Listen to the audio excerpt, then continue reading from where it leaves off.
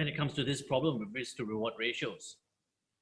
Risk to reward ratios, RR, works very well when trading the stock market because it is relatively one-directional. You sit there, you look for a very good trade, you look to buy, and then you put a tight stop and a big target. But when you're trading in Forex, when you're trading in FX, price moves with a lot more volatility. It shoots up, it shoots down, it bounces around. So risk reward becomes more likely to cause you a big problem. As I was describing to you just then, if you aim to put your stop loss very tight, what's going to happen is you might lose, you might mismanage your risk.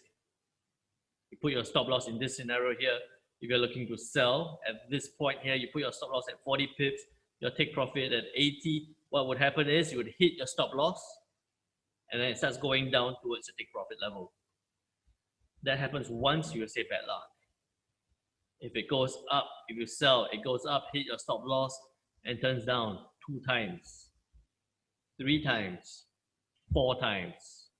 What's going to happen out at the 5th time is you're going to not put a stop loss. I know a couple of our club members have asked questions about how to put in the right stop loss levels, how to ensure they put in the stop loss levels. It is not about putting in your stop loss levels. It's understanding why you put in a stop loss level. So if you put in your stops too near, you try and enter there too near, it's going to hit and turn down, hit and turn down. What happens at that point? You get discouraged and you don't put a stop loss level. On the other hand, on the right side, if you have an over expectation of profit, let's say you want to buy at this point and you know that, oh, I want a risk reward ratio of 1:2. So my risk, putting stop loss correctly, is 75 pips. My take profit level, because it's times 2 of 75, it should be 150 pips.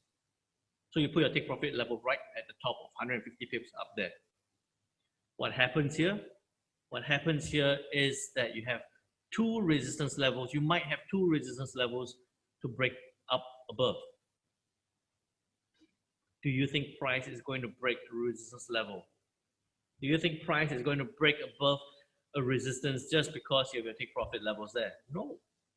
So what happens in this scenario is that you buy, it goes up, hits a resistance. You could have made money, didn't, comes down, hits your stop loss, and it goes up, hits a second resistance level, comes back down, 3rd time, comes back down again.